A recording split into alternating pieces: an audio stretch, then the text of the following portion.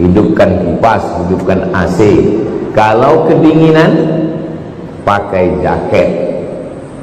Selalu ada langkah antisipasi. Nah, yang mau kita hadapi ke depan ini apa?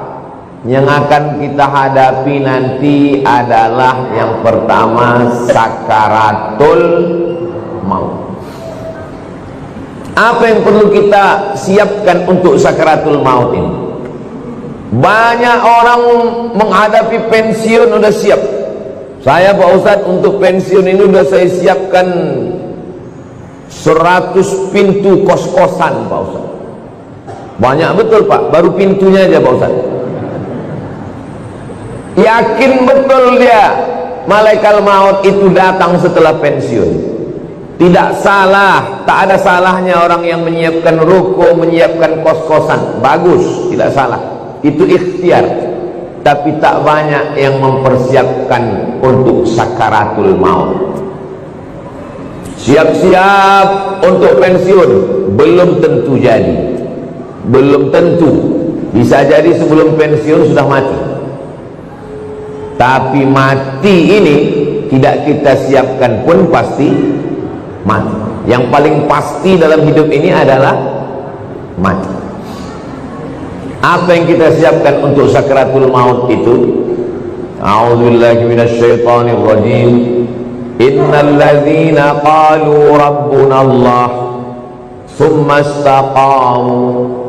Orang yang selalu menyebut Allah kemudian dia istiqamah, tatanazzalu alaihimul malaikah, turunlah malaikat waktu dia mau sakaratul maut, waktu ruhnya mau keluar dari jasad, turun dua malaikat. Malaikat yang pertama berbisik, alla takhafu, jangan kau takut. Karena rupanya orang mau mati itu takut.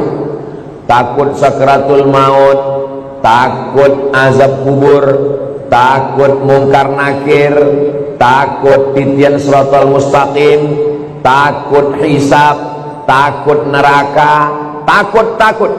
Maka datang malaikat membisikkan, alla takhafu, jangan kau takut. Perasaan yang kedua orang yang sakaratul maut itu, wala tahzanu, jangan sedih. Rupanya orang yang mau mati itu perasaannya sedih. Sedih meninggalkan rumah, sedih meninggalkan anak, sedih meninggalkan bini, sedih meninggalkan BPKB, STNK, surat tanah, akte notaris. Sedih. Apa kata malaikat? Wala tahzanu, jangan kau sedih. Takutnya hilang, sedihnya melayang. Waktu itu hatinya kosong. Ketika itu malaikat membisikkan yang ketiga. Apa kata malaikat? Wa abshiru bil jannati allati kuntum tu'adun. Berbahagialah engkau mendapatkan surga yang dijanjikan Allah Subhanahu wa taala. Mudah-mudahan kita termasuk yang mati husnul khatimah insyaallah. Apa syaratnya? Apa syaratnya supaya kita dapat macam yang disebutkan dalam ayat ini? Syaratnya kata Allah, qalu rabbuna Allah tsumma istaqam. Istiqamah menyebut Allah. Bisa subhanallah, bisa alhamdulillah, bisa Allahu akbar, bisa la haula wala quwata illa billah. Afdalul dzikri fa'lam annahu la ilaha illallah. Makanya orang kalau dia ikut tarekat Naqsabandiyah, zikirnya Allah Allah Allah Allah Allah Allah Allah Allah Allah Allah. Alladzina yadhkuruna Allah, orang yang menyebut Allah qiyaman, waktu tegak, wa qu'udan, waktu duduk, wa ala junubihim, waktu berbaring. Duduk, tegak, berbaring, selalu mengingat Allah. Itu makanya melihat wajah di cermin menyebut Allah. Allahumma kama hassanta khalqi fahassin khuluqi. Masuk masjid menyebut Allah. Allahumma ftahli abwaaba rahmatik. Keluar masjid menyebut Allah. Allahumma inni as'aluka min fadlik. Masuk ke WC menyebut Allah. Allahumma inni a'udzubika minal khubuthi wal khaba'is. Mau tidur menyebut Allah. Bismika Allahumma ahya. Yang dibaca mau tertidur dia. Jadi kalau mau husnul khatimah, jangan berhenti menyebut Allah, Allah, Allah, subhanallah, walhamdulillah, la ilaha illallah, wallahu akbar. Macam mana sakitnya mati itu? Nabi Isra Mi'raj berjumpa dengan yang orang sudah mati beribu tahun. Sudah berapa lama kalian mati? Ribuan tahun. Macam mana rasanya mati itu? Macam kambing dikuliti hidup-hidup, macam mata kail pancing ditarik dari kulit yang basah, macam tebasan pedang beratus kali di tempat yang sama. Makanya kita selalu berdoa dalam doa selamat, Allahumma hawwin alaina fi sakaratil maut. Ringankan kami waktu sakaratul maut. Tulis di YouTube itu sakaratul maut titik. Nampak nanti orang yang mati, pembawa acara TV mati, orang sedang pidato mati, yang paling banyak mati orang yang sedang angkat berat, rupanya tak tahan jantung itu mati, orang sedang jogging mati. Nah, jadi mati ini kapan saja bisa terjadi. Apakah orang yang mati semalam itu sehari sebelumnya sadar dia mau mati? Tidak. Tiba-tiba aja datang kematian itu. Waja'a, datang dia sakratul mauti bil haq. Dia datang tiba-tiba. Hari ini kita usap kepala anak yatim, besok pagi kepala anak kita diusap orang sebagai anak yatim. Hari ini saya bicara mati, bisa jadi belum selesai tausiah ini saya sudah mati. Maka jangan pernah takut cerita tentang mati, karena kita semua akan mati. Kita sekarang hidup, resiko hidup adalah mati. Takut hidup, takut mati, jangan hidup. Takut mati, jangan hidup. Takut hidup, mati saja. Karena ketika kita berani menghadapi hidup, berarti kita sudah berani menghadapi mati. Yang kita persiapkan itu adalah mati dengan husnul khatimah, insyaallah. Apa yang sering kita dengar, apa yang sering kita tengok, apa yang sering kita pikirkan, itulah yang akan datang waktu sakaratul maut.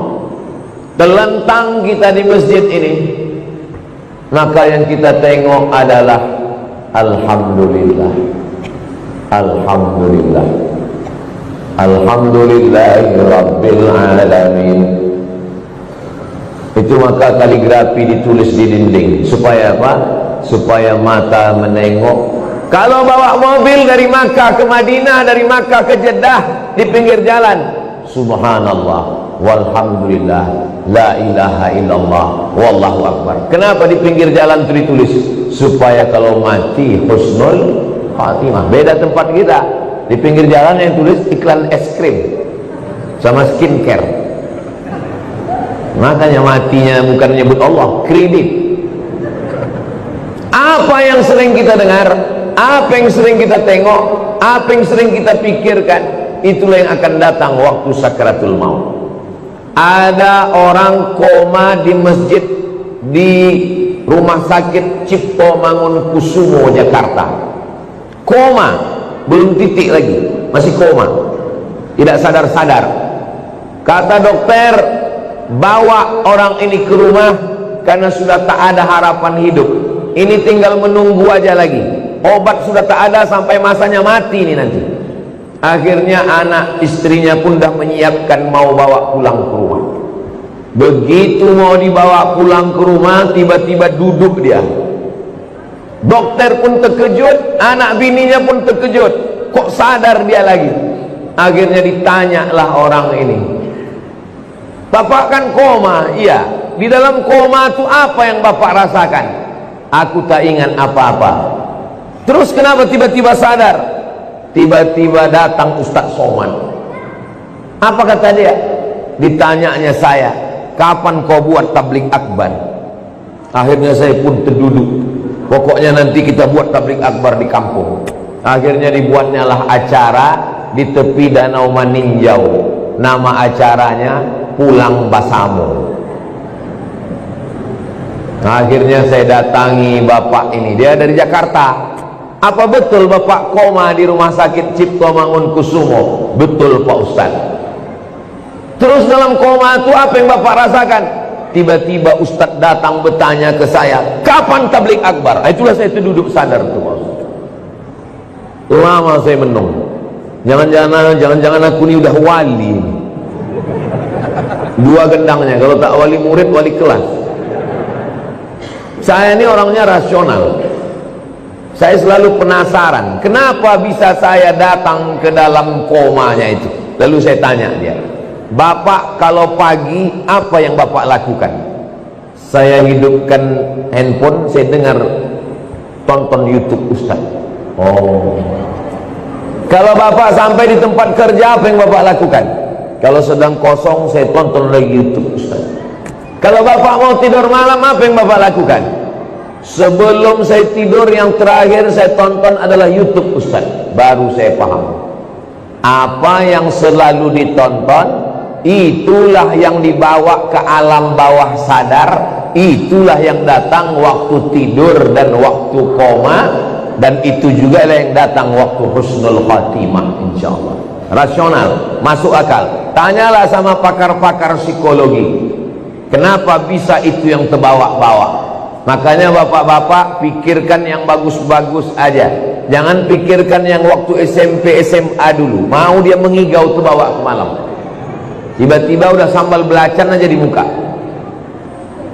Maka saudaraku yang dimuliakan Allah Subhanahu wa ta'ala, kalau yang kita pikirkan itu adalah akhirat, yang kita pikirkan itu adalah nama Allah, maka insya Allah kita semua mati dalam keadaan husnul khatimah.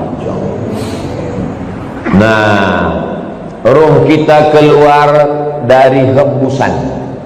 Makanya orang yang mati itu biji matanya terbuka.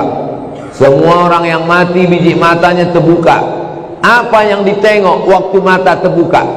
Yang ditengok itu adalah ruh keluar dari mulut dan hidung. Dulu ruh itu masuk ke dalam jasad ini dihembuskan. Wa nafakhtu fihi min ruhi, aku hembuskan ruh. Raha ya ruhu, pergi berhembus. Ruh itu artinya pergi dan datang berhembus. Maka waktu datangnya berembus, perginya pun berembus. Ruh itu berjalan dari mulai ujung kaki sampai ke betis, naik ke lutut, naik ke paha, naik ke pinggang, terasa dingin, sejuk di kaki. Kalau ada bapak ibu yang udah merasa agak sejuk di kaki, tak lama lagi itu. Naik dia ke atas, naik dia ke atas, naik dia ke atas, keluar dia dari mulut, biji mata menengok ruh itu keluar, maka datang orang lain memejamkan mata kita. Bismillah wa ala millati Rasulillah, inna lillah wa inna ilaihi raji'un. Menggerakkan tangan ringan, menggerakkan lidah ringan. Yang paling ringan adalah menggerakkan kelopak mata. Inilah yang paling ringan. Tapi waktu kita sakratul maut, jangankan menggerakkan tangan, jangankan menggerakkan bibir, menggerakkan kelopak mata pun tak bisa. Terbuka. Bini yang katanya buah hati belayan jiwa pun takut memejamkan biji mata kita. Datang anak ke masjid memanggil tuan imam, Pak Imam, tolonglah datang ke rumah. Ayah kami matanya tak tertutup-tutup dari tadi malam. Baiknya imam, padahal orang ini tak pernah datang ke masjid. Makanya masyarakat sini yang tak pernah datang ke masjidlah kalian. Untuk apa Ustaz sampaikan ini? Bukan orang ini datang, kirimkan video ini ke dia. Jangan sampai nanti akhirnya tuan imam yang datang ke rumah dia hanya untuk menutupkan kelopak matanya, dan akhirnya jenazahnya dibawa juga ke masjid. Seumur hidup ke masjid cuma 2 kali. Yang pertama akad nikah, yang kedua inna lillah. Mudah-mudahan kita istiqomah menghidupkan masjid ini insyaallah. Lalu kemudian setelah ditutupkan, kita pun ruh keluar dari jasad. Lalu kemudian kemana pergi ruh itu? Ruh itu dibawa oleh malaikat. Dalam hadis riwayat Imam Ahmad bin Hanbal, ruh dibawa di atas kain kafan dari cahaya. Lalu kemudian mengetuk pintu langit. Lalu kemudian malaikat yang menjaga pintu langit menengok ruh. Apa kata malaikat penjaga pintu langit? Inilah orang yang amalnya kami tengok 2 kali sehari. Habis subuh, malaikat yang menjaga di waktu malam datang membawa amal dia. Habis maghrib, malaikat yang menjaga di waktu siang datang membawa amal dia. Amalnya kami tengok 2 kali sehari, tapi orangnya baru ini kami jumpa. Itulah makna orang yang dirindukan oleh para malaikat. Kam min masyhurin fil ardi walam yakun ma'rufan fis sama. Berapa banyak orang yang masyhur di bumi, viral, tapi malaikat di langit tak pernah kenal dengan dia. Tapi berapa banyak orang yang di dunia tak viral, tak dikenal orang, tak punya akun Facebook, Twitter, WhatsApp, tapi malaikat-malaikat penjaga pintu langit sudah lama merindukan dia, karena malaikat selalu membawa amal-amal dia. Mudah-mudahan amal-amal kita termasuk yang selalu lalu lalang di lalu lintas langit, dan orangnya masih di bumi, masyhur di bumi, masyhur juga di langit. Tak perlu masyhur di bumi, yang penting masyhur di antara malaikat penjaga pintu langit insyaallah. Amin ya rabbal. Ini malaikat yang ikut sholat subuh bersama kita ini, habis itu dia bawa amal kita. Lalu malaikat penjaga pintu langit menengok, oh amal si fulan tahajud tadi malam, amal si fulan sholat sunat hajat tadi malam, amal si fulan berzikir tadi malam, amal si fulan sholat subuh berjamaah. Amalnya ditengok malaikat tiap hari, tapi orangnya masih berjalan di atas muka bumi, sampai akhirnya kita pun mati. Lalu ruh itu dibawa oleh para malaikat. Kenapa ada orang yang waktu penutup mukanya dibuka tersenyum? Kata Ustaz Somad, mati itu sakit. Kenapa ada orang yang mati tersenyum? Karena sebelum dia mati, malaikat mengepakkan sayapnya, lalu di sayap itu dia sudah menengok tempatnya di surga. Begitu nampaknya tempatnya di surga, tersenyum dia. Saat dia tersenyum itulah malaikat mencabut nyawanya. Maka ada yang mengalahkan sakit. Yang mengalahkan sakit adalah menengok tempat di surga. Mudah-mudahan kita termasuk orang yang menengok tempat kita sebelum kita mati. Ustaz Somad sudah pernah menengok tempat Ustaz di surga. Saya jangankan menengok tempat di surga, menengok tempat parkir mobil pagi ini pun tak tahu saya. Karena menengok tempat di surga itu nanti ketika kita mau sakratul maut. Masa iya Pak Ustadz, sakitnya mati bisa dikalahkan? Itu logikanya begini, rasionalnya begini. Ibu habis melahirkan anak, sobek dagingnya, mohon maaf, sakit. Tak usah saya ceritakan sakitnya. Nanti kalau saya ceritakan ibu-ibu, alah macam pernah aja Ustadz itu. Ibu sedang terbujur sekarang di rumah sakit, baru saja disobek dokter kulitnya, koyak mengeluarkan bayi. Tak lama kemudian datang bidan membawakan bayi. Lalu ibu pun menggendong anak itu. Ibu senyum atau tidak? Senyum. Yang saya tanya, sakit atau tak sakit? Inilah hebatnya. Ibu yang saya tanya, bisa pula bapak itu merasakan sakit. Kan memang cinta sejati lah orang. Ibu itu baru saja melahirkan anak, nyawa taruhannya, koyak dagingnya. tapi menengok anak tersenyum dia. Begitulah mati itu. Sakit, tapi sakitnya kalah. Kenapa? Karena menengok tempat di surga, ditunjukkan Allah. Itu salah satu tanda husnul khatimah. Orang yang husnul khatimah itu irqul jabin. Irqul jabin, berkeringat jabin di atas kening atasnya. Kenapa? Kenapa orang yang mati husnul khatimah itu berkeringat di atas jabin ini? Karena malu. Biasanya orang kalau malu kan merah wajahnya karena tersipu malu. Maka orang yang meninggal menengok tempatnya di surga, malu dia karena amalnya tak seberapa. Aku amalku rasanya tak seberapa, kenapa besar kali balasan yang kau kasih ya Allah. Maka salah satu tandanya adalah irqul jabin, keluar macam keringat kecil di atas. Tapi jangan pula gara-gara ini biar supaya suami ibu disangka husnul khatimah, begitu mati langsung semprotkan air ke keningnya. Itu tak usah dibuat-buat, serahkan aja kepada Allah Subhanahu wa ta'ala. Ini yang saya sampaikan ini menurut hadis-hadis yang sahih, supaya kita bersiap-siap. Maka jangan lupa berzikir. Zikir ini banyak kali Pak Ustadz. Kata guru saya Syekh Umar Al-Ma'ruf Ali, dia keturunan dari Syekh Muhammad Tayyib. Syekh Muhammad Tayyib ini murid langsung dari Syekh Muhammad bin Abdul Karim Samman dari Madinah. Kata dia, Abdul Somad, kalau kau payah memilih-milih zikir yang banyak, kau amalkan aja 3. Yang pertama istighfar, yang kedua solawat, yang ketiga la ilaha illallah.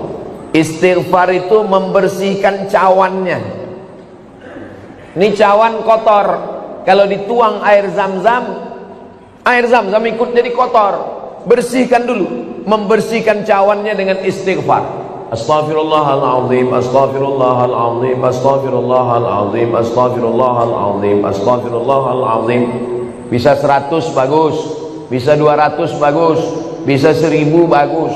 Setelah istighfar, baru kemudian wangikan dia, harum semerbak. Mewangikannya itu salawat. Allahumma salli ala Sayyidina Muhammad wa ala ali Sayyidina Muhammad. Allahumma salli ala Sayyidina Muhammad wa ala ali Sayyidina Muhammad. Setelah dia wangi, barulah kau tuangkan air. Airnya itu adalah afdalul dzikri fa'lam annahu la ilaha illallah. Ini masalah zikir ini, jangan karena mau ngejar cepat lalu bunyinya tak jelas.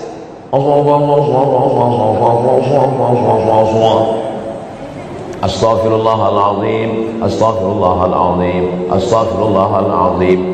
Ada orang beristighfar pakai lagu. Astaghfirullah Rabbal baraya. Bagus, tak salah. Ada orang istighfar pakai suara. Astaghfirullahaladzim, astaghfirullahaladzim, astaghfirullahaladzim. Bagus. Saya Pak Ustadz lebih khusyuk kalau dalam hati. Bagus. Masalah berzikir ini, zikir kuat bagus. Jangan gara-gara zikir kuat sama zikir pelan berkelahi di masjid. Berkelahi antara zikir kuat dengan zikir pelan di masjid, sampai cerita itu keluar masjid. Apa kata orang luar masjid? Untung kita tak ke masjid. Coba kalau kita ke masjid berkelahi kan? Bagus kita di luar masjid nih lagi. Nah, jadi yang berzikir kuat silakan. La ilaha illallah, la ilaha illallah. Bagus, tak salah.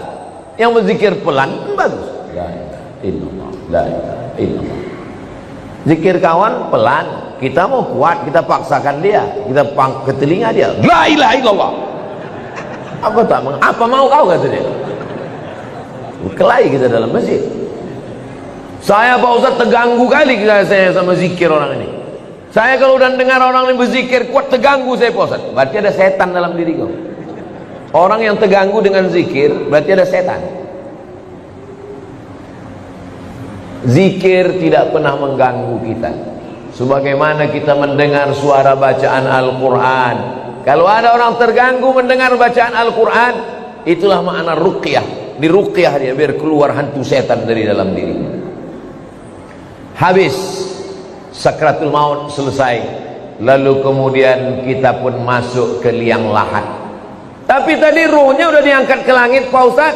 Waktu jasad masuk ke liang kubur, maka ruh turun balik, dimasukkan Allah ke alam kubur untuk menjawab pertanyaan malaikat Munkar Nakir. Masya Allah, itu tadi kajian yang sangat luar biasa yang sudah disampaikan oleh guru kita. Tentunya kajian yang sangat luar biasa, penuh ilmu dan penuh makna. Namun kajian ini belumlah selesai. Oleh karena itu, mari kita lanjutkan bersama seperti apa kajian selanjutnya. Selamat menyimak. Iya, kalau jasadnya masuk kubur, kalau matinya diterkam singa, kalau matinya di sungai Amazon, dimakan ikan piranha 1000 ekor, kemana pergi ruhnya?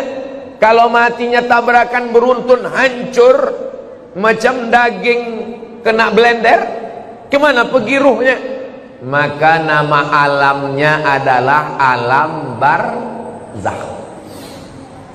Dia tidak disebut dengan dunia karena dia sudah mati. Dia tidak disebut dengan akhirat karena dunia masih ada. Pemisah antara dunia dengan akhirat namanya alam barzakh. Tengok dalam surat Ar-Rahman, bainahuma barzakhul la yabghiyan. Jadi ruh yang sudah diangkat ke langit diperkenalkan ke malaikat, diturunkan balik masuk ke dalam jasad untuk menjawab pertanyaan Munkar Nakir. Setelah itu ruh dalam genggaman kudrat iradat kuasa Allah Subhanahu wa ta'ala, maka ruh menantikan amal yang mengalir. Apa yang perlu kita siapkan? Yang perlu kita siapkan yang pertama, ilman 'allamahu wa nasyara. Ketika di alam barzah disebut alam kubur, yang kebetulan ada kuburnya. Kalau kebetulan tak ada kuburnya, alam barzah, mati hanyut, mati tabrakan, mati hilang, maka alamnya alam barzah. Selama di alam barzah itu, apa yang mengalir? Yang pertama mengalir adalah ilman 'allamahu wa nasyara. Ustadz Marsofwan ceramah, ada program subuh, apa namanya Ustaz? Pejuang Subuh Nongsa, dilanjutkan oleh anak-anak pejuang Subuh Nongsa, mengalirlah pahalanya ke beliau. Bang Hardi Hud, dosen sampai ke Indragiri Hilir, dosen sampai ke Sungai Guntung, mengajar ke sana kemari, mengalirlah pahalanya. Ustadz, tapi kami ini tak ustadz, kami ini bukan buya, kami ini bukan profesor Pak Ustadz, ilmu apa yang mengalir? Bapak jangan lupa ajarkan Al-Fatihah ke anak, ibu ajarkan Al-Fatihah ke anak. Saya hatam alif-alif, hatam Quran, guru pertama saya emak saya. Jadi sampai hari ini kalau saya ngajar di mana-mana, itu pahalanya mengalir ke almarhumah emak, ke almarhum ayah saya. Maka ibu kalau tak sempat, bapak kalau tak sempat, ajarkan Al-Fatihah ke anak, supaya anak sholat subuh, zuhur, asar, maghrib, isya, tahajud, witir, duha, dia baca Al-Fatihah, mengalir ke kita semuanya. Saya Pak Ustadz sempat juga mengajarkan beberapa ilmu Pak Ustadz. Ilmu apa yang bapak ajarkan? Ilmu santet. Minta ampunlah kepada Allah, mudah-mudahan lupa murid-murid itu, tak diamalkannya lagi, taubat dia. Itu maka sebelum mengajar tuh, ajarkan yang baik-baik. Saya berharap ceramah ke sana kemari, mudah-mudahan ini diamalkan jamaah, mengalir ke alam barzah saya insyaallah. Amin. Walaupun amal yang sikit aja, amal sikit yang diamalkannya, bismillahi tawakkaltu 'alallah la haula wala quwata illa billah, mengalir. Yang pertama mengalir ilman 'allamahu wa nasyarahu. Yang kedua, waladan salihan tarakahu. anak soleh yang ditinggalkan. Bangun anak soleh itu malam, tahajud dia, berdoa dia, Rabbil firli wali walidayya warhamhuma kama rabbayani shaghira, mengalir pahalanya. Sekarang saya ceramah ini di Batam. Almarhumah emak saya, almarhum ayah saya menengok amal saya secara live. Mana dalilnya? Dalilnya Quran. Wa qul i'malu, beramallah kamu, fasayarallahu amalakum. Yang menengok amal kamu itu ada 3. Yang pertama Allah, yang kedua Rasulullah Nabi Muhammad menengok amal kita, yang ketiga wal mu'minun, orang beriman. Apa kata tafsir Ibnu Katsir? Maksud orang beriman, ayah, ibu, atuk, nenek menengok amal anak cucunya. Maka moyang saya sedang menengok amal saya, macam jamaah yang nonton streaming live sekarang. Begitulah mereka menonton di alam barzah. Oh, senangnya aku, cucuku dari anak si fulan rupanya sedang menyampaikan tausiah di Batam. Mudah-mudahan kita pun menengok amal yang baik dari anak cucu kita, insyaallah. Makanya selalu doanya, Rabbana hablana minas salihin, Rabbana hablana min ladunka dzurriyyatan thayyibah, Rabbana hablana min azwajina wa dzurriyyatina qurrata a'yun waj'alna lil muttaqina imama. Apalagi yang mengalir? Yang mengalir yang ketiga adalah mushafan warasahu, mewakafkan Al-Qur'an. Wakafkan Al-Qur'an. Kalau ditengoklah masjid, masjid apa nama masjid kita ini? Masjid Baitul Amal. Itu wakaf Qur'annya, Masya Allah. Kalau ditengok dari susunannya nampaknya Qur'an ini tak pernah dibaca ini. Janganlah begitu Pak Ustadz. Ini Quran ini disusun rapi ini karena mau pengajian subuh ini. Kalau tidak ada pengajian tunggang langgang lintang pukang juga Quran ini. Itu yang mewakafkan Quran ini meninggal orangnya. Kenapa ada tradisi wakaf surat Yasin tempat kita? Karena orang dulu susah, tak ada duit, maka tak bisa dia mewakafkan Quran, diwakafkannya surat Yasin. Tapi yang paling bagus Quran. Waktu almarhumah mak saya meninggal, saya teleponlah penerbit Syamil di Bandung. Assalamualaikum penerbit Syamil. Waalaikumsalam. Mak saya meninggal, saya mau mewakafkan Quran. Berapa Pak Ustadz? 1000 eksemplar berapa ya? Kalau untuk Somad, Ustadz Somad gratis katanya. Kalau gratis 2000 lah saya bilang.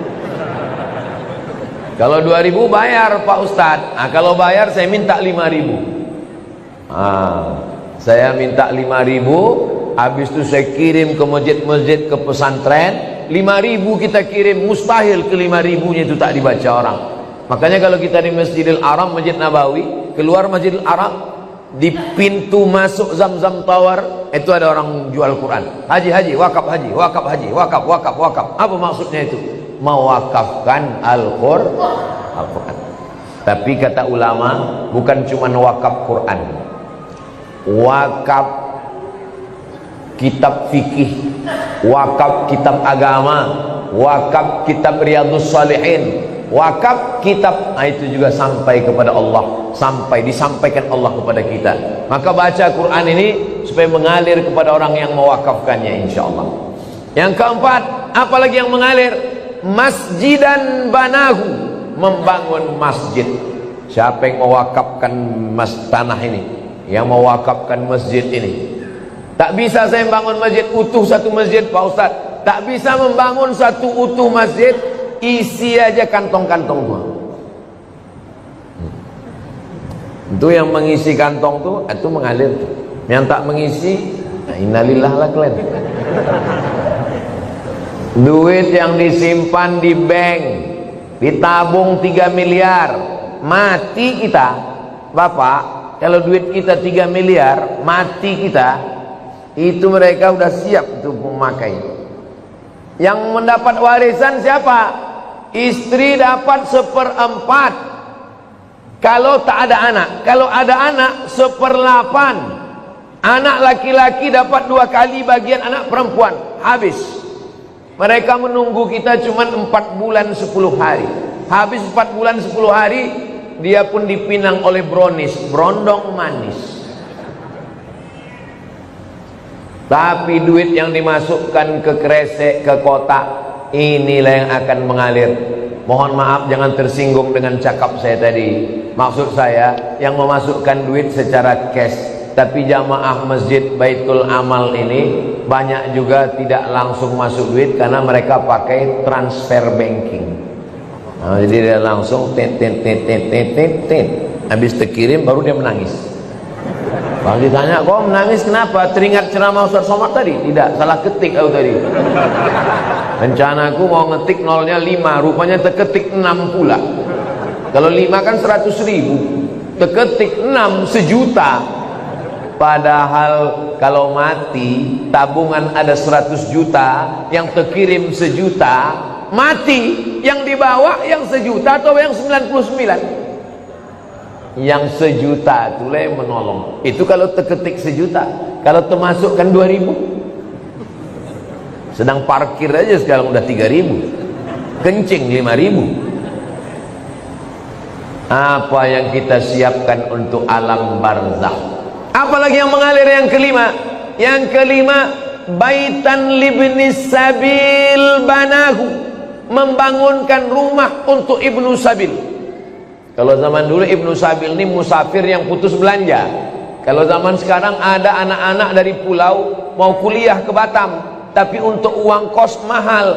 Cari tanah kosong, bangunkan kos gratis untuk anak berprestasi. Itu sampai hari kiamat itu mengalir. Buatkan rumah, buatkan pondok pesantren, buatkan rumah Quran, buatkan asrama, buatkan kelas, mengalir sampai hari kiamat. Yang keenam, nahran ajrahu, mengalirkan air. Buatkan sumur bor, pergi ke pesantren, buat sumur bor. Berapa santri di sini Pak Kiai? Santri ada 1.000 orang Pak. WC-nya berapa? 3. Buatkan WC, buatkan sumur bor, mandi anak-anak di situ, berwuduk dia, minum dia, mencuci dia, mengalir pahalanya. Saya waktu kecil dibawa emak saya ke sawah. Di tepi sawah itu ada sumur. Kata emak saya, ini sumur wakaf atuk kau dulu. Anak kecil, anak SD, saya tak paham. Apalah atuk nih berwakaf sumur. Sekarang baru saya paham setelah membaca hadisnya. Rupanya orang tua-tua dulu tahu hadis ini mewakafkan sumur. Di tempat kita sekarang tak usah lagi wakaf sumur karena air sudah banyak-banyak. Bukan lagi kota bertuah, kota berkuah. Saking banjir bandang. Maka cari yang kira-kira diperlukan umat, maka itu diwakafkan. Tong air besar, mesin air besar, filter saringan air. Nah, itu juga termasuk dalam golongan amal yang keenam. Amal yang ketujuh mengalir. Apa amal ketujuh mengalir? Shadaqatan akhrajaha fi sihhatihi wa hayatihi yalhaquhu ba'da mautihi. Sedekah yang dia keluarkan waktu masih sehat. Kenapa sehat?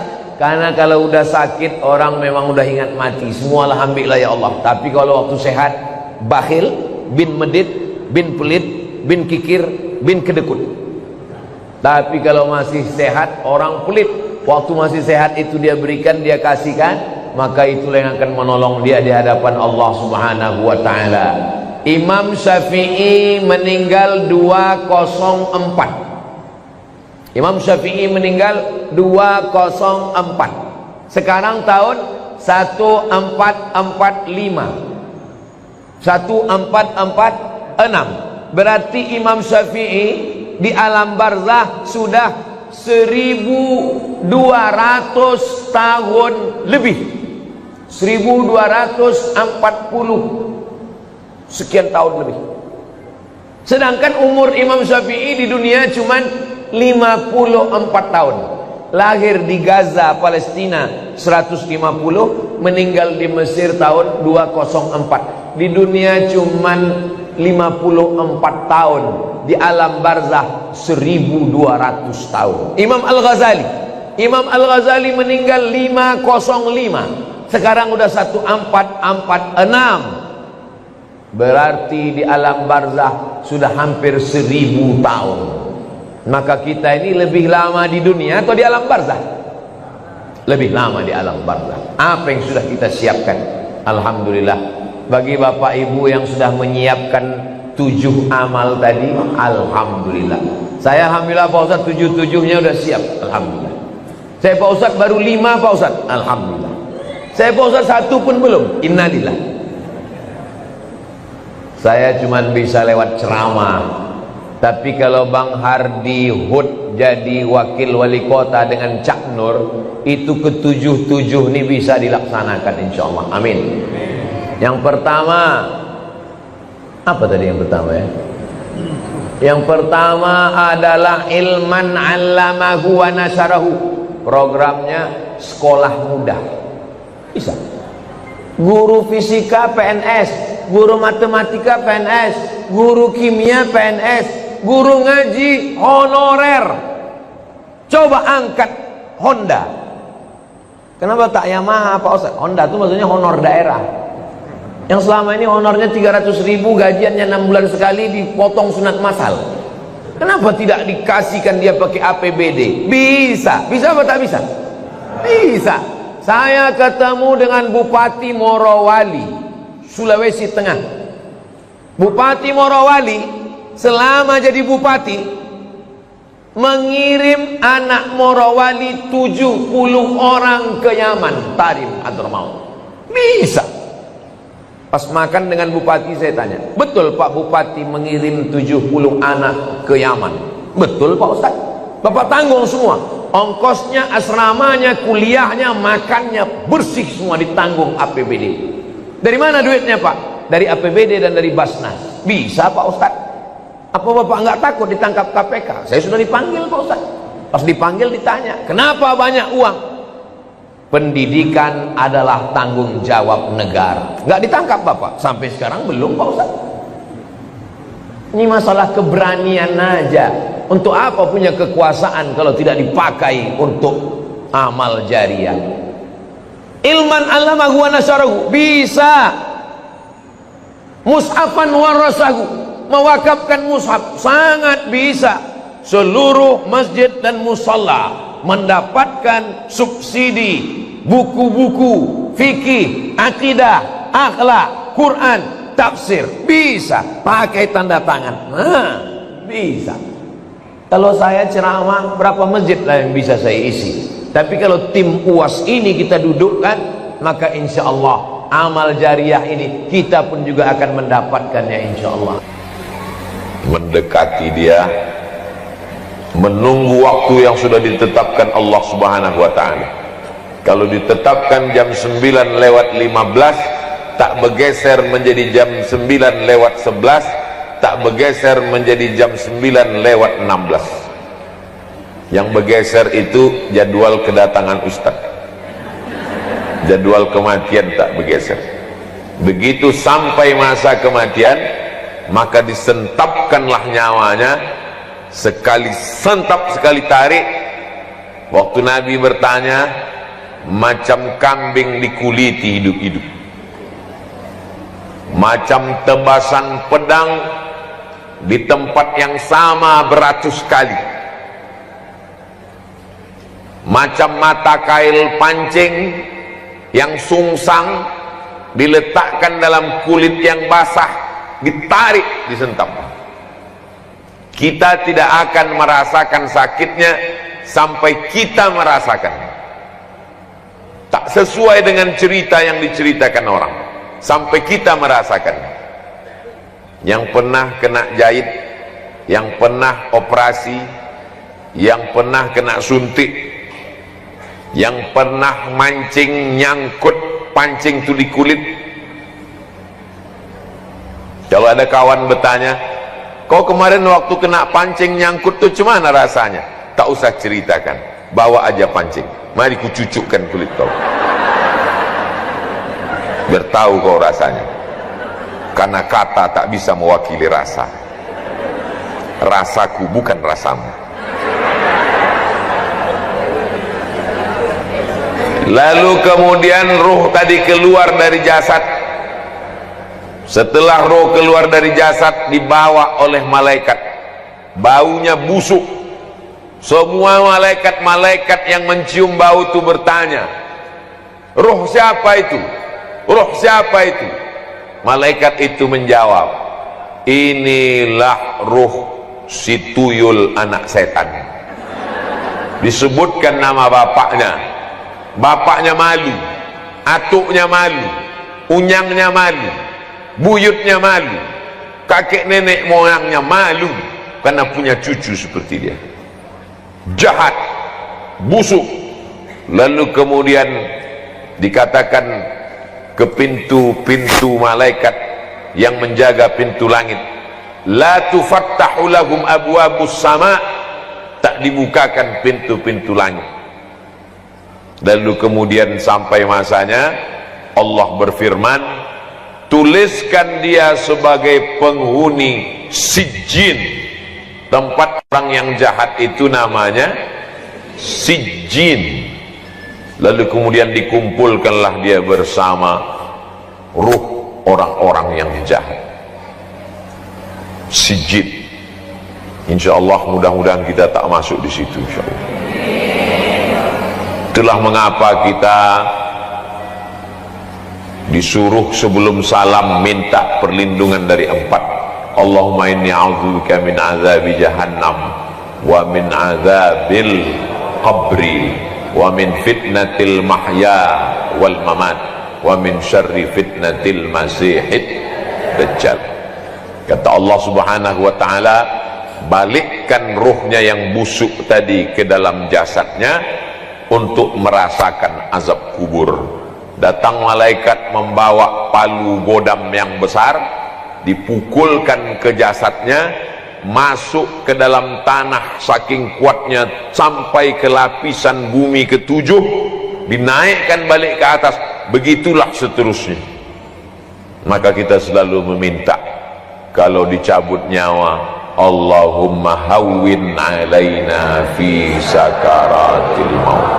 Itulah mengapa kita meminta kalau sudah dikuburkan, meminta supaya Allahumma inni a'udzubika min azabil qabri. Itulah mengapa kita kalau lewat di pemakaman selalu meminta assalamualaikum ya ahlad diyar minal mu'minin wa inna insyaallahu bikum lahiqun yarhamullahul mustaqdimina wal mustakhirin nas'alullah lana walakumul afiyah. Yang tak hafal doa yang panjang baca doa pendek, assalamualaikum ya ahlal kubur. Yang tak hafal doa pendek, gerak-gerakkan aja mulut. Jangan sampai mulut diam waktu lewat kubur. Lalu bagaimana kalau orang mati diterkam harimau? Bagaimana kalau orang mati dimakan buaya? Bagaimana kalau orang mati di sungai Amazon dimakan ikan piranha? Bagaimana kalau orang mati jasadnya dibakar? Bagaimana kalau orang mati naik pesawat meletus habis terbakar? Allah Maha Kuasa. Maka alam itu disebut dengan alam barzakh. Dia tidak disebut akhirat karena dunia belum kiamat. Dia tidak disebut dunia karena dia sudah mati. Pemisah antara dunia dengan akhirat disebut dengan alam barzakh. Lalu kemudian jasad pun dimasukkan ke liang lahat. Liang lahat itu ada 2 model. Pertama di tengah, kedua di samping. Setelah tanah digali, dilobangi samping. Setelah dilobangi samping, diletakkan jenazah itu di dalam. Kalau tanahnya tanah pasir, tanah gembur, tanah yang tak bisa digali, tanah turun ke bawah, maka digali di tengah. Setelah lubang, dibuat lagi lubang kecil di tengah, dimiringkan jenazah, dibuka penutup wajahnya, dibuka ikat pocong di atas, lalu ditempelkan hidung ke dinding tanah. Hidung tempelkan ke dinding tanah. Jarak pandangan tak sampai sejengkal dengan dinding. Dibukakan penutup wajah, anak-anak kita ajarkan, nanti kalau aku mati nak, kaulah yang meletakkan aku di liang lahat. Kau buka ikat kepalaku, kau buka kain penutup wajahku, lalu kau tempelkan hidungku ke dinding. Kalau mau tidur malam, kebetulan tempat tidurnya di samping dinding, coba tempelkan hidung nih ke dinding, miring ke arah. Begitulah agaknya. Matikan lampu, tempelkan hidung ke dinding. Kalau nanti malam jam 2, jam 3 terbangun, tengok masih lagi di kamar, alhamdulillahilladzi ahyana ba'dama amatana wa ilaihin nusyur. Bangunlah ke kamar mandi, berwudu untuk tahajud, karena sampai nanti masanya waktu dibukakan mata gelap, bukan lagi di kamar tapi sudah terdengar suara marrabbuka. 5 hari pertama, begitu ruh keluar dari jasad, maka jantung berhenti berdetak. Yang menyemburkan darah dalam badan Abdul Somad ini jantung, berdenyut berdetak sebelah kiri.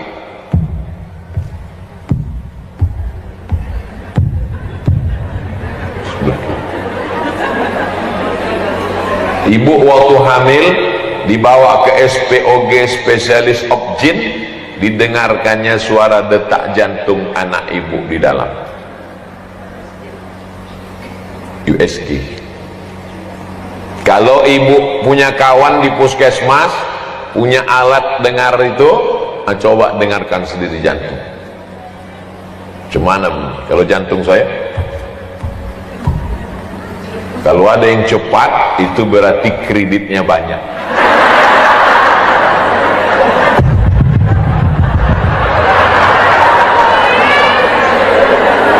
Jantung ini menyemburkan darah, naik darah ke otak. Kalau darah itu berhenti berputar di badan, maka darah itu membeku. Potong ayam, potong kambing, masukkan darahnya ke piring, membeku. Setelah itu membusuk menjadi nanah. Maka selama 5 hari darah pun mulai menggumpal, kulit badan berubah dari hijau biru mulai ke hitam, membengkak, usus di dalam pun mulai membengkak. 6 sampai 10 hari perut pun pecah, biji mata pun keluar, darah keluar dari hidung dan telinga, lidah pun menjulur, rambut pun lepas dari tengkorak kepala, lalu kuku-kuku pun copot, lalu kemudian pecahlah kulit-kulit. Binatang yang paling tajam hidungnya, tak punya mata, tak punya telinga, tak punya tangan, tak punya kaki. Binatang itu namanya cacing.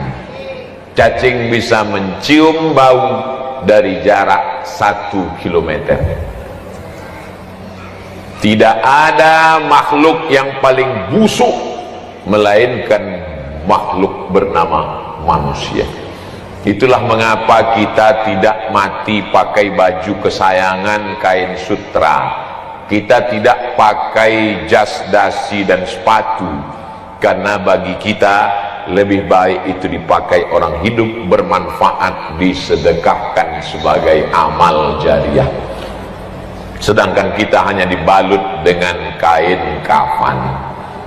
Lalu kemudian mana kebanggaan yang dibangga-banggakan dari mulai ujung rambut sampai ke ujung kaki? Mana wajah yang glowing? Mana rambut yang tak pernah kena ketombe? Mana kuku yang sekali salon 3 juta 1 kelingking? Mana kaki yang selalu habis duit untuk mencabut bulu kaki? mana tumit yang tak pernah retak-retak, mana bibir merah delima, pipi macam pauh dilayang, rambut bakma yang terurai, semuanya menjadi santapan cacing. Minha khalaqnakum, dari tanah kau kami ciptakan, kepada tanah kau kami kembalikan. Wa minha nu'idukum taratan ukhra, dari tanah pula nanti kau akan kami bangkitkan. Datanglah belatung, datanglah ulat, memakan daging-daging, darah-darah, tinggal tulang belulang. Kalau sudah jadi tengkorak, tak ada beda antara orang cantik dengan orang yang jelek, tengkoraknya sama. Lama kelamaan tulang-tulang itu pun habis, hilang. Yang tinggal cuman satu, tulang ujung ekor sebesar ibu jari. Itu yang tak hancur dimakan tanah. Itulah nanti yang ditunjuk, innama amruhu iza arada syai'an ayakula lahu kun fayakun. Hidup balik ke atas. Tapi jangan gara-gara ini ibu tak bersisir besok ikut pengajian, tiba-tiba datang kawan ke rumah, assalamualaikum, waalaikumsalam, buka pintu macam singa bangun tidur. Kenapa kau tak bersikat? Kenapa kau tak bersisir? Kenapa kau tak bersampo? Kata Ustaz Somad, 5-10 ini pun lepas nanti tegur. Bukan itu maksud saya. Jangan habiskan waktu untuk bersisir sampai lupa sholat duha. Itu yang maksud saya. Jangan habiskan waktu untuk berkutek sampai lupa subhanallah walhamdulillah wa la ilaha illallah Allahu akbar. Jangan habiskan waktu risau karena ingin menghilangkan retak-retak di tumit sampai lupa melangkahkan kaki ke pengajian majelis taklim. Jangan asik mengurus apa namanya? Saya selalu silap antara ini sama ini. Yang alis yang mana? Alis. Yang bulu mata? Asik menengok bulu mata, lentik sampai lupa menengok baca Yasin malam Jumat surat Al-Kahfi. Asik menengok kuku panjang kurang bengkok, dibengkokkan patah pula. Sampai-sampai lakinya pun ragu membedakan, ini kucing apa bini aku. Karena semua ini akan menjadi fiksi. Sekarang orang yang hidup berkata malaikat mungkar nakir itu fiksi, khayalan semata. Alam kubur itu fiksi, khayalan semata. Amal soleh balasan pahala itu fiksi, khayalan semata. Tapi begitu kematian datang, malaikat maut mencabut nyawa, maka sesungguhnya yang sekarang inilah menjadi fiksi, menjadi tak nyata. Sekarang ini suami ibu nyata atau tak nyata? Nyata. Anak nyata tak nyata? Nyata. Rumah nyata apa tak nyata? Nyata. Yang tak nyata itu malaikat mungkar nakir, tak nyata. Alam kubur tak nyata. Kematian tak nyata. Dosa pahala tak nyata. Tapi nanti begitu kita mati, berbalik, pahala nyata, mungkar nakir nyata, alam barzakh nyata. Yang sekarang nyatalah yang menjadi tak nyata. Suami sudah diambil bininya yang baru. Cincin, gelang, subang, rantai, anting sudah dijual mereka ke toko emas, berbagi-bagi. Anak ibu menangis, cincin emak aku, tapi menantu ibu garang. Mati kok kan mak. Kalau sempat mengumpulkan 1.000 rupiah sehari, sebulan menjadi 25.000. Tanggal merah tak dihitung. 1.000 sehari, sebulan 25.000 diserahkan ke Paskas, pasukan amal soleh Batam, yang hari ini mengumpulkan 10 ton beras per bulan. Disalurkannya ke tempat tahfiz Quran. Anak tahfiz Quran membaca Yasin wal Qur'anil Hakim innaka laminal mursalin, menetes ke alam barzakh. Tetesan dari mana ini malaikat? Ada anakku baca Quran, anak kau hantu. Bukan kau sekolahkan ke agama, anak kau sekarang do game, duduk sambil gemetar. Apakah lakiku mengirim bacaan ini? Laki kau asik mau meminang anak gadis. Lalu dari mana bacaan Quran ini datang? Bacaan Quran dari anak yatim tahfiz du'afa, gara-gara beras yang kau salurkan dari Paskas pasukan amal soleh. Yang sudah bayar 25.000 ke Paskas, alhamdulillah. Yang belum, storkan ke nomor rekening berikut ini. An-nasu niyam, manusia ini semuanya tidur. Sekarang nih kita semuanya sedang tidur. Orang kalau tidur makin lelap, makin mengigau, makin kuat ngorok, makin ngelantur. Ada yang mimpi jadi orang kaya, kemana-mana. Berapa harga cincin kau itu? 100 juta. Aku 150. Berapa harga mobil kau itu? 1 miliar. Aku 1,5 miliar. Semua orang kaya mengigau. Yang pejabat-pejabat mimpi jadi pejabat. Kau apa? RT. Laki kau apa? RW. Laki aku kades. Laki kau? Laki aku kades juga, tapi 2 periode. Laki kau bupati, laki kau gubernur. Saling membanggakan, saling mengangkuhkan, saling menyombongkan. An-nasu niyam, manusia ini semuanya tidur. Falamma matu, begitu mereka mati, intabahu, barulah mereka terbangun dari tidur panjang.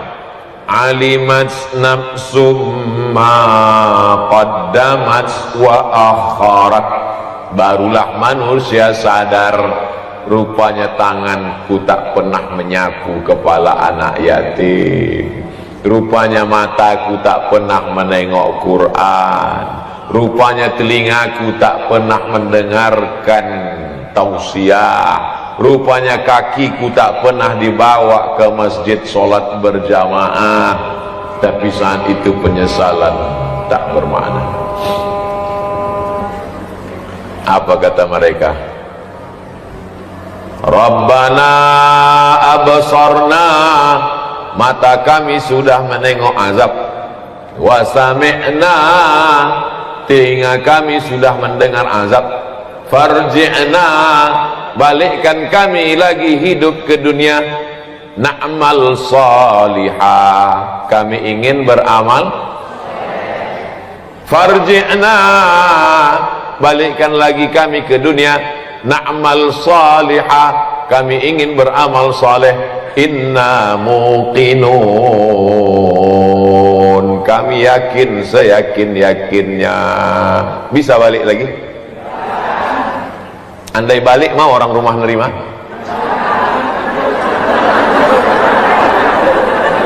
Andai balik sesudah 10 hari, hidung tanggal, biji mata keluar, rambut mengelupas, kuku copot, diketuk pintu, datanglah laki buah hati belayan jiwa. Ustaz dari tadi menggambarkan yang mati bini aja, balik kenapa? Oke, kita balik. Sekarang laki yang mati. Baliklah laki ibu yang sudah mati, yang dulu rambutnya ganteng bukan main, burung terbang jatuh, saking terpukau, bukan licinnya, saking terpukau. Sekarang dia datang dengan rambut kepala lepas, biji mata tanggal, kuku copot, lidah menjulur, kulit hancur. Diketoknya pintu, assalamualaikum. Ibu buka pintu, ada ibu mengatakan, abang duduk bang ya. Ada hantu.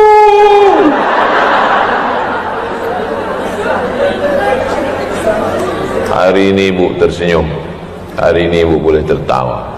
Nanti malam sebelum tidur ibu ulang balik tausiah.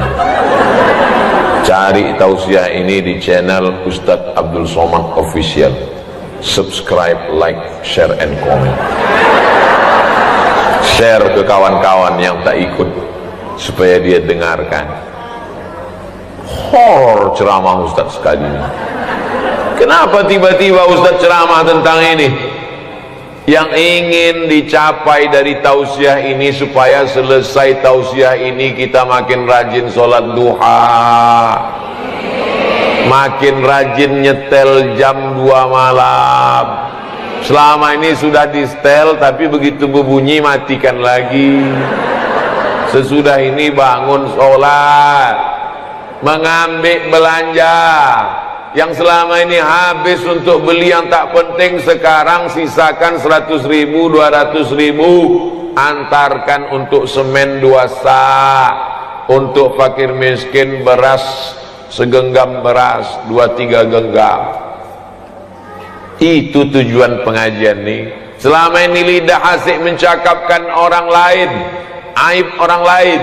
Dulu orang sibuk memikirkan anaknya, sekarang semua anak orang dibahas. Anak artis, menantu artis, laki artis, bini artis. Naik darah tingginya gara-gara artis. Itu tujuan pengajian ini, tak lain tak bukan. Sampai pada masanya, an-naru yu'raduna 'alaiha, neraka jahanam diperlihatkan ke biji mata mereka, ghuduwan wa 'ashiyya, pagi, petang, siang dan malam, dipandang sampai akhirnya kita pun hari kiamat menghadap Allah. Hidup di Batam cuman 63 tahun, tapi di alam barzakh kalau meninggal tahun 2021, kiamat tahun 2300, berarti di alam barzakh berapa tahun itu? 269 tahun. Kira-kira lebih lama di dunia atau di alam barzakh? Lebih lama di alam barzakh. Bagaimana dengan Abu Lahab yang sudah 1400 tahun yang lalu? Bagaimana dengan Abu Jahal yang sudah 1400 tahun yang lalu? Hidupnya di dunia cuma 63 tahun, tapi azab kubur yang dirasakan pagi, petang, siang, malam, pagi, petang, siang, malam, pagi, petang, siang, malam. Apa itu dalam surat Yasin? Mim marqadina haza,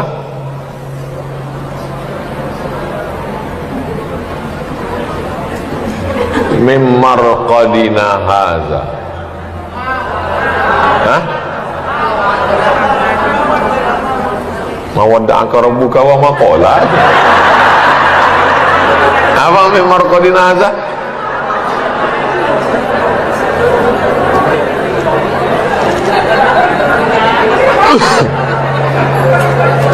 Siapa yang membangunkan kami dari tidur kami?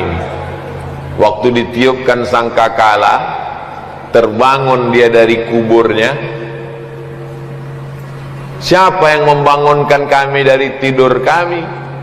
Lalu kemudian orang mengatakan, di alam kubur itu kan tidur Pak Ustadz. Nih dalam surat Yasin, siapa yang membangunkan kami dari tidur kami? Sakingkan beratnya azab di akhirat, maka seolah-olah azab kubur itu ringan seperti tidur. hadza ma wa'ada ar-rahman wa sadaqal mursal. Inilah yang sudah dijanjikan Allah, bahwa kau akan mati, kau akan diazab, dan kau akan menghadap Allah subhanahu wa ta'ala.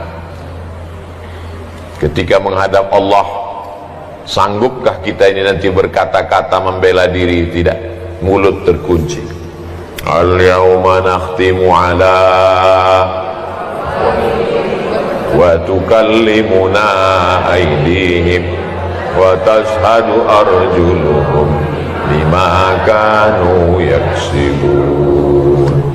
Apakah anak bisa menolong? Yauma yafirrul mar'u min akhihi, saudara kandung lari, wa ummihi wa abihi wa sahibatihi wa banihi. Akhi lari, ummi lari, abi lari, sahibati lari, wa bani. Likulli imri'in minhum yawma idzin sya'nun yughni. Sempat-sempatkanlah baca Quran. Ibu kenapa tak baca Quran? Anak masih kecil. Tapi ibu anak tak kecil lagi, cucu pula kecil. Sempat-sempatkanlah bersedekah. Ibu kenapa tak bersedekah? Anak masih kuliah. Anak ibu tak kuliah lagi, mau kerja menabung untuk nyogok. Ibu anaknya udah kerja, mau menabung, anak mau nikah, mahal sewa hotel. Sewa hotel tak terlalu mahal, make up.